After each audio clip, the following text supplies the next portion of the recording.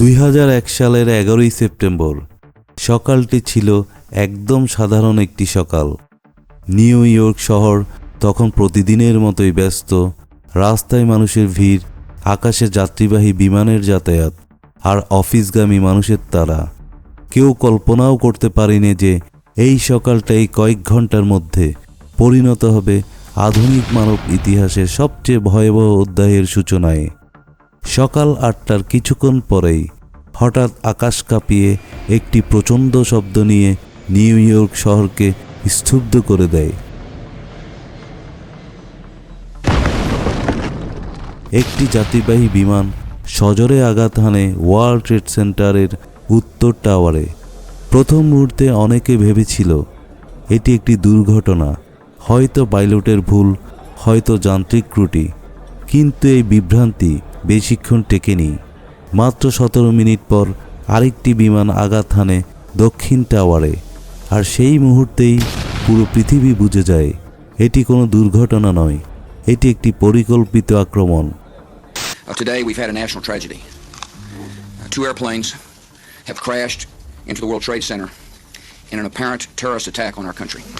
Running away very, very quickly. There are more explosions further down the building. This is so shocking, of course, to everybody watching. I've never seen anything like it. It literally blew itself into World Trade Center. The building's exploding right now. You got people running up the street. টেলিভিশনের পর্দায় live সম্প্রচারে মানুষ দেখছিল কিভাবে কয়েক সেকেন্ডের মধ্যে স্বাভাবিক জীবন ভয়াবহ দুঃস্বপ্নে পরিণত হচ্ছে। সেই সকাল থেকেই শুরু হয় ভয়, আতঙ্ক, সন্দেহ আর অনিশ্চয়তায় ভরা এক নতুন বাস্তবতা, যা শুধু যুক্তরাষ্ট্র নয়, গোটা বিশ্বের ভবিষ্যৎ চিরতরে বদলে দেয়।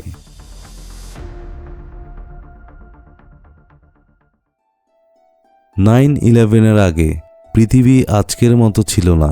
বিমানবন্দরের নিরাপত্তা ব্যবস্থা ছিল তুলনামূলকভাবে সহজ। ককপিটের দরজা শক্তভাবে সুরক্ষিত ছিল না এবং যাত্রীদের উপর সন্দেহের চোখে দেখা হতো না। তখন কেউ ভাবতেই পারেনি যে সাধারণ যাত্রীবাহী বিমান একদিন সবচেয়ে ভয়ঙ্কর অস্ত্রে পরিণত হতে পারে। ঠান্ডা যুদ্ধের অবসানের পর যুক্তরাষ্ট্র নিজের একমাত্র বৈশ্বিক সুপার পাওয়ার হিসেবে প্রতিষ্ঠিত করেছিল, আর অনেকেই বিশ্বাস করত যে বড় কোনো বৈশ্বিক হুমকির যুগ শেষ।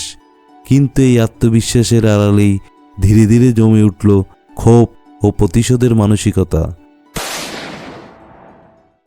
মধ্যপ্রাচ্যে যুক্তরাষ্ট্রের সামরিক উপস্থিতি, ইসরায়েল প্যালেস্টাইনের সংঘাত, মুসলমান দেশগুলোর উপর অভ্যন্তরীণ রাজনৈতিক পশ্চিমা হস্তক্ষেপ, এসব বিষয় অনেকের কাছে ছিল অপমান ও অগ্রাসনের প্রতীক। এই ক্ষোভ প্রকাশ পাচ্ছিল না সরাসরি যুদ্ধে, এবং ধীরে ধীরে জন্ম নিচ্ছিল এক ধরনের অদৃশ্য শত্রু, যারা বিশ্বাস করত শক্তিশালী রাষ্ট্রকে আঘাত করতে হলে প্রচলিত যুদ্ধে নয়, প্রয়োজন প্রতীকী ও মনস্তাত্ত্বিক ধ্বংস। 9/11 সেই চিন্তারই সবচেয়ে ভয়াবহ বাস্তব রূপ।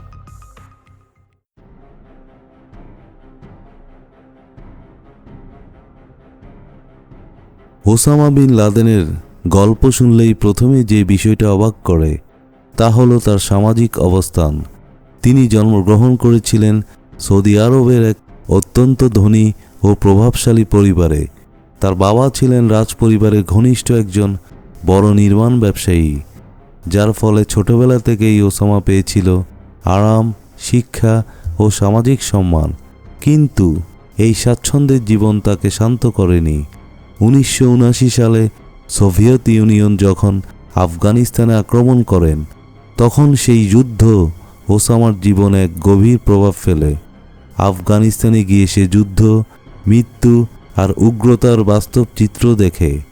সেখানেই তার জন্ম নেয় একটি বিশ্বাস, মুসলিম বিশ্ব আক্রমণের শিকার, আর পশ্চিমা শক্তি এর মূল কারণ। এই বিশ্বাস ধীরে ধীরে রূপ নেয় চরমপন্থায়। আফগান যুদ্ধের সময় গড়ে ওঠে নেটওয়ার্ক, অর্থ ও আদর্শের সমন্বয়ে সে তৈরি করে আল কায়েদা, যা কোনো নির্দিষ্ট রাষ্ট্রভিত্তিক সংগঠন নয়, বরং একটি বৈশ্বিক আদর্শিক নেটওয়ার্ক। আল কায়েদার লক্ষ্য ছিল পশ্চিমা শক্তিকে এমনভাবে আঘাত করা যাতে তারা নিজেরাই নিরাপত্তা নিয়ে চিরদিন আতঙ্কে থাকে। আর 9/11 ছিল সেই আদর্শের সবচেয়ে ভয়াবহ প্রকাশ।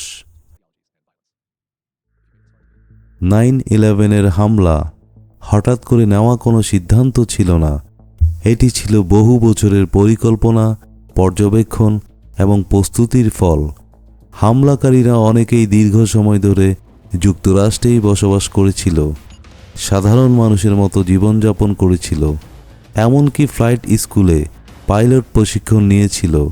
তারা মার্কিন নিরাপত্তা ব্যবস্থার দুর্বল দিকগুলো গভীরভাবে পর্যবেক্ষণ করেছিল এবং জানত কোথায় আঘাত করলে সবচেয়ে বেশি মানসিক ও প্রতীকী ক্ষতি হবে। এই পরিকল্পনার সবচেয়ে ভয়ঙ্কর দিক ছিল এর সরলতা। তাদের কাছে কোনো ভারী অস্ত্র ছিল না কোনো অত্যাধুনিক প্রযুক্তি, ছিল শুধু কিছু ধারালো বস্তু, প্রশিক্ষণ আর নিশ্চিত মৃত্যুকে মেনে নেওয়ার মানসিক প্রস্তুতি। তারা জানত একটি বিমান শুধু মানুষ বহনের যন্ত্র নয়, এটি হাজার হাজার টন জ্বালানি সহ আকাশ থেকে নেমে আসা এক ভয়ঙ্কর অস্ত্র। এই চিন্তাই 9/11-কে ইতিহাসের অন্য সব সন্ত্রাসী হামলা থেকে আলাদা করে দেয়। সেই দিনে 4টি যাত্রীবাহী বিমান ছিনতাই করা হয়েছিল। প্রতিটি গল্প আলাদা হলেও পরিণতি ছিল ভয়াবহ। প্রথম বিমানটি আঘাত হানে ওয়ার্ল্ড ট্রেড সেন্টারের উত্তর টাওয়ারে, যার ফলে মুহূর্তের মধ্যেই ভবনের ভেতরে থাকা শত শত মানুষ আটকে পড়ে যায়। দ্বিতীয় বিমানটি আঘাত হানে দক্ষিণ টাওয়ারে, যা পুরো পৃথিবী লাইভ টেলিভিশনে দেখেছিল। এই দৃশ্য মানুষের মনে স্থায়ীভাবে গেঁথে যায়। আর তৃতীয় বিমানটি আঘাত করে পেন্টাগনে, যুক্তরাষ্ট্রের সামরিক শক্তির প্রতীকী কেন্দ্রে, যা প্রমাণ করে হামলাটি শুধু বেসামরিক নয়, সামরিক প্রতীককেও লক্ষ্য করেছিল। আর চতুর্থ বিমানটির গল্প ছিল ভিন্ন। যাত্রীরা বুঝে গিয়েছিল কি ঘটছে এবং তারা সিদ্ধান্ত নেয় প্রতিরোধ গড়ে তোলার। সেই প্রতিরোধের ফলেই বিমানটি নির্ধারিত লক্ষ্যবস্তুতে পৌঁছাতে পারেনি। সাধারণ মানুষের এই আত্মত্যাগ ইতিহাসের এক অনন্য উদাহরণ হয়ে আছে। হামলার মাঝেই অনেক যাত্রী ও ভবনের ভেতরে আটকে পড়া মানুষ তাদের প্রিয়জনদের ফোন করেছিল। সেই ফোন কলগুলোতে ছিল ভয়, কান্না, ভালোবাসা আর বিদায়ের কথা। কেউ বলছিল সে আর ফিরবে না, কেউ সন্তানদের কথা মনে করে কেঁদেছে, কেউ শুধু শেষবারের মতো ভালোবাসার কথা বলতে চেয়েছে। কিছুক্ষণের মধ্যেই দক্ষিণ টাওয়ার ধসে পড়ে, তারপর উত্তর টাওয়ার। কয়েক সেকেন্ডের মধ্যে হাজার হাজার মানুষের জীবন শেষ হয়ে যায়। নিউ ইয়র্ক শহর ঢেকে যায় ধোঁয়া, ছাই আর আতঙ্কে। উদ্ধারকর্মীরা নিজের জীবন ঝুঁকিতে ফেলেও মানুষ বাঁচানোর চেষ্টা করেছিল, কিন্তু ধ্বংসের মাত্রা ছিল এতটাই ভয়াবহ যে অনেককেই বাঁচানো সম্ভব হয়নি। এই ট্র্যাজেডি শুধু একটি শহরের নয়, এটি ছিল মানবতার উপর এক গভীর আঘাত। 9/11-এর পর পৃথিবী আর আগের মতো আছে? শুরু হয়েছে ওয়ার অন টেরর, আফগানিস্তান ও ইরাক যুদ্ধ, কঠোর নিরাপত্তা ব্যবস্থা এবং ব্যাপক নজরদারি।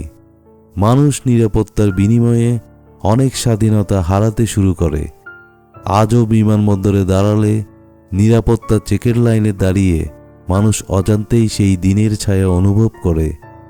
2 দশকের বেশি সময় পেরিয়ে গেলেও 9/11-এর প্রভাব এখনও রাজনীতি, কূটনীতি এবং মানুষের মানসিকতায় গভীরভাবে রয়ে গেছে। তবে প্রশ্ন থেকে যায়, এই ভয় কি কখনো শেষ হবে, নাকি 9/11 শুধু একটি দিন নয়, বরং একটি দীর্ঘস্থায়ী বাস্তবতা যার ভেতর দিয়েই মানব সভ্যতা এগিয়ে চলেছে?